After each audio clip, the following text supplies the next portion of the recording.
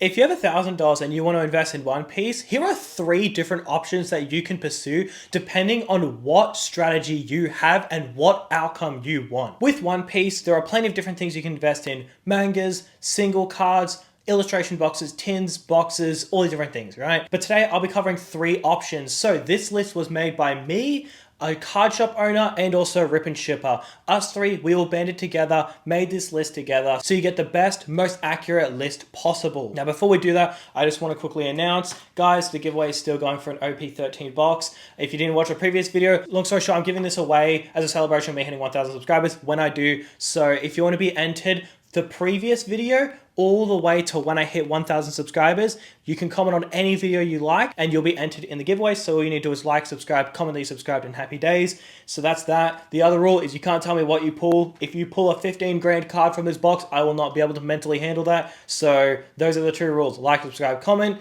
and then don't tell me what you get, because I do not want to know if you get something good. I want you to get something good, but I don't want to know it, because then I'll be spewing that I didn't open it up myself. But anyways, make sure to comment. If you comment on multiple videos, your odds are higher. But if you want to increase your chances, just comment on all of the videos. I'm just going to get all the comments from the previous video to when I hit 1,000 subscribers, and then I'm just going to chuck it in a random picker, and then it's just going to randomly pick a comment, and then happy day. But anyways, we have 3 different outcomes. Number 1, if you want to make returns right now. Number 2, if you want to make returns, but you're happy to hold for like 5+ years. And then number 3, if you want to maximize your returns, but that may mean that for the next year or 2, you might not make a lot of returns, but in the long run, you'll make a crap ton of money. So we've got these 3 different outcomes. Let's just start off with number 1, which is if you're happy to hold on for 5 years, and the last one will be maximum returns. So make sure to stay tuned for that. Alright, so number 1, if you are happy to hold for 5 to 10+ years, I would recommend you buy one OP13 white bottom booster box. Now this booster box is about $1,200,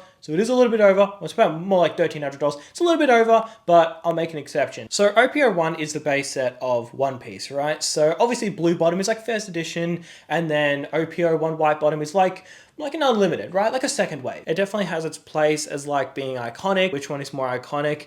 OP01 or OP05? Some people would argue OP05. You've got OP05, it's got the Gear 5 Luffy manga, it's got the signed Luffy, and on top of that, it really did elevate the One Piece TCG to another level. But then you got OP01, which is the original, it's the base set, so hey, it definitely has that premium because it's the first booster box. So in 5 to 10 years, say there's been 2, 3, 4 seasons of the live action TV show, maybe the One Piece like actual story's finished. I think they're also doing another anime where it's shorter, like it's summarized better, so it's not going to be as long. So there's plenty of content, but just take yourself in the future. There's been massive hype for One Piece as the story goes on. Live action is doing better than ever. The TCG is doing better than ever. Imagine you hold the first box that they've ever made. I mean, to say that you're going to make a lot of money is really an understatement. This $1,000 investment now, or more like $1,300, it is a little bit up there, but I had to make an exception. This $1,300 box, I mean, you're really going to go places if you hold that box. And you know what the thing about it is, that you're going to go places, but it's so easy to sell. I promise you, when you go to sell that, you're going to have no issue selling it. When you hold these premium items, when you hold these items that really command respect, it's easy to sell. It's not hard. I know for me, when it comes to One Piece, if you've ever got a box that's in heavy demand, people will ask you if you're selling yours. People will DM me. People will ask me like, hey, do you know anyone who is selling this box? I know the same thing with Pokemon for a lot of older boxes that I have. People will actually ask me like, hey, do you want to sell that? No. Are you sure you don't want to sell that? I'm interested. I can pay this much. Still no. So it's when you invest in these really premium items, you just have no difficulty selling it. Now, the actual set itself, realistically, we don't know how the set is going to age. The reason why we don't know how it's going to age is it goes out of rotation next year. Now, here's the thing. It going out of rotation next year, it's the first time that we're seeing sets where the cards are no longer going to be playable in tournaments. So what does this mean? Well, this means that the player base is no longer going to need their cards. So they're either going to sell the cards they don't need, or there's just no longer going to be future demand for those cards.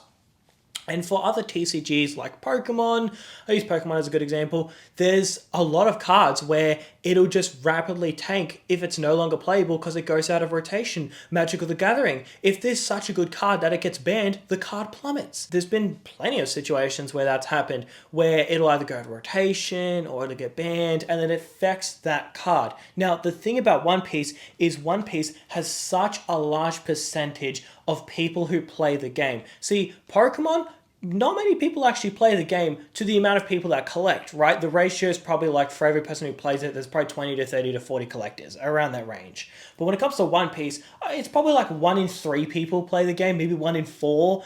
So a lot of, or maybe even more, honestly, probably more. It's definitely around that range though. So it's such a large amount. So a lot of the demand from these boxes being opened up is because people need those playable cards. So you need to ask yourself what happens when those playable cards are no longer playable. You have the Luffy, like what, $200 card, $300 card, and you've got to ask yourself, like, what's going to happen when that card is no longer playable? Is it going to be collectible? I'll tell you the pre-order card is going to be collectible, absolutely. But is the normal one going to be collectible? Are people generally going to want to display it? Are people just going to gravitate towards mangas? Because I'll tell you what, the Shanks manga is okay, but doesn't really stand out that much. OP01 is honestly the best thing it has to offer is it being base set. And that's the thing, right? Like when you get to sets like OP02, no one cares about the second best. No one cares about the second person to do it. Like, we all know the fastest runner, Usain Bolt. We don't know the second fastest runner. No one knows that unless you actually track it.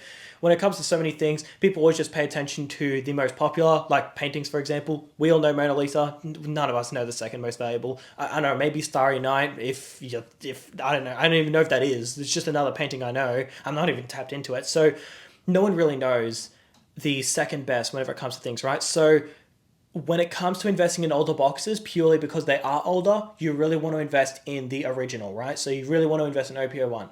If you're investing in OP02 or OP03 because it's like somewhat old, look back at Pokemon. That if you are investing in something that's very new, you can always look back at other stuff, right? So let's look back at Pokemon. Base set boxes, first edition, are like 300k. What about Jungle? It's like 20k, 15k. So does that mean when the white bottom is $5,000, does that mean OP02 is going to be $1,000? Maybe even less? So that's the thing about OP01 is it has that shield where it may not actually be a phenomenal set. I think the manga is so like boring. It's a good manga, like don't get me wrong, but it's like there's so many other good ones, right? So like when the TCG just came out, it was like, all right, yeah, whatever. But like as we, move on, there's so many good ones. It is a very forgettable manga in my opinion. The cards inside aren't really that good. There is the Nami, which is a really, really nice card. But other than that, there's not really much inside of it. But once again, it's the first box. It doesn't really matter. Especially when these cards aren't playable, a bunch of them are most likely going to plummet. So you're not really investing in the cards themselves, you're more investing in the premium of it being the first box to ever come out. That premium is always going to be a thing. So if you're happy to hold for 5, 10 years, OP01 is your best friend. You just hold one box, you just chuck it in the closet, you never look back, and happy days. You'll do just fine. If you want to invest and you want to make some quicker returns, there's some other options on this list. Which brings us to number 2. Number 2 is if you want to make returns right now. So one OP05, one OP09, and then one OP11. This comes to $999. You got a nice spread across a bunch of nice boxes. OP05, we all know OP05. It's got some fantastic cards inside. It's really old.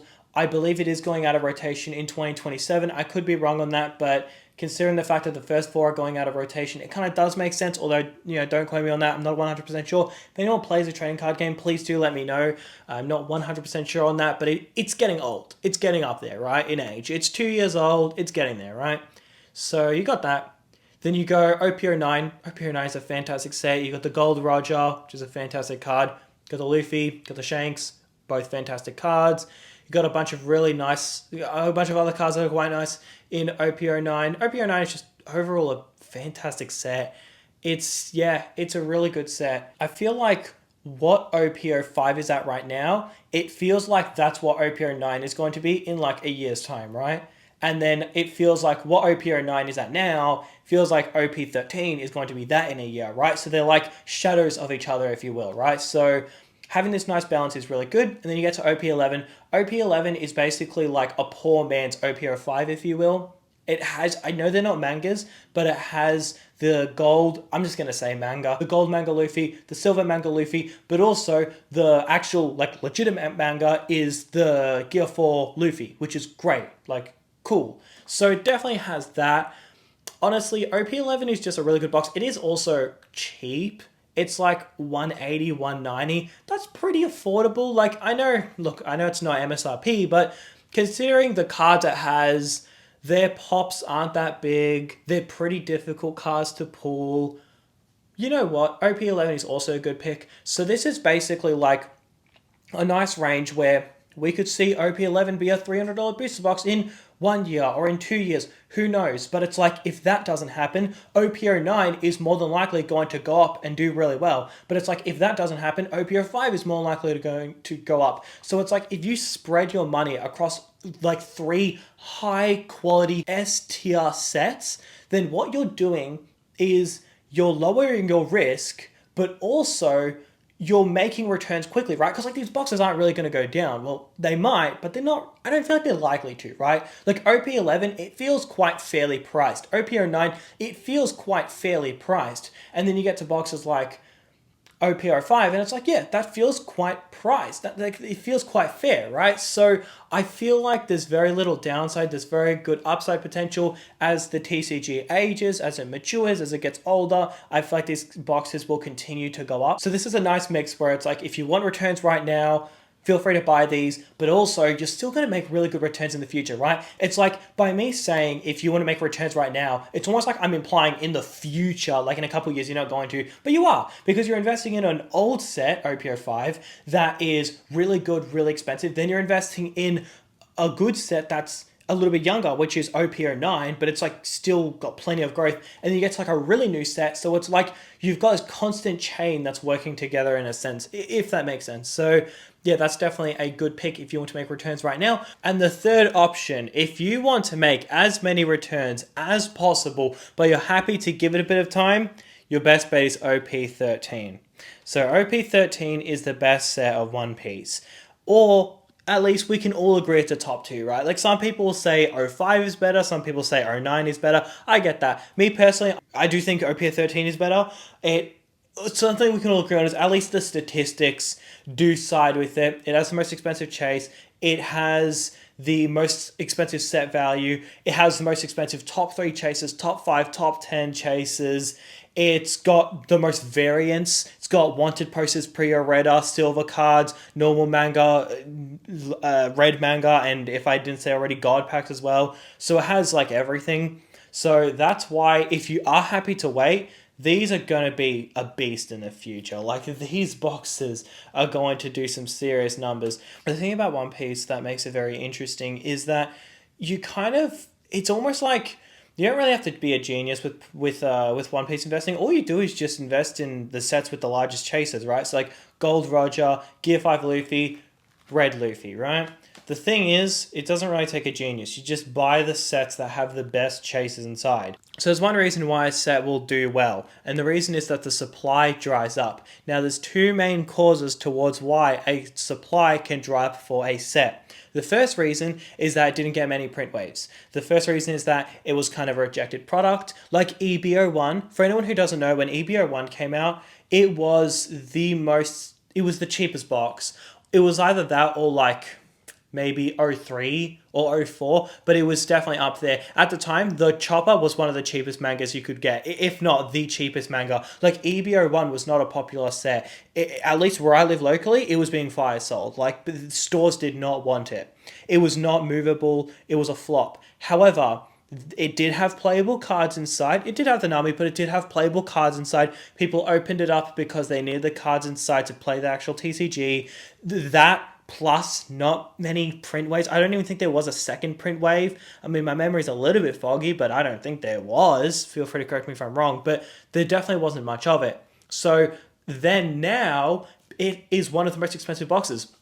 How is EBO1 a terrible set compared to OP05? How is EBO1 more expensive than OP05? Well, it's simple. Less print waves, sort of a rejected item, had a bit of an underdog moment, like being opened up a lot because there were a lot of playable cards. All right, so then it goes up and it does really well. So that's one side. The other side is that the set is just simply top tier. The set is simply peak. OP05, OP09. The thing is, this takes it to another level. So just buying 5 of these for $1,000 is going to take you places. If you're happy to wait 2 years' time, I would so go for it. You know, the thing is, it really does depend what your intent is whenever it comes to investing, right? Like if your intent is you want to make as much money within a year, okay, well, I would say buy the second option, 05, 09, and a little bit of 11. But if your mentality is, you know what, I just want to have the highest value within 5 or 10 years, I would say, you know what, 5 of these might just do the job. Like, these are going to really boom into something big. Because like, you got to think, in 5 or 10 years' time, the release date from being like 23, 24, 25, or 2026, it doesn't really matter. When you span out really far, 5, 10, 15 years, it doesn't matter. You just get to the quality of things. If you look at Pokemon, this is a great example. There are some sets from 99 that are 1/4 of the price from sets that came out 3, 4, 5 years ago.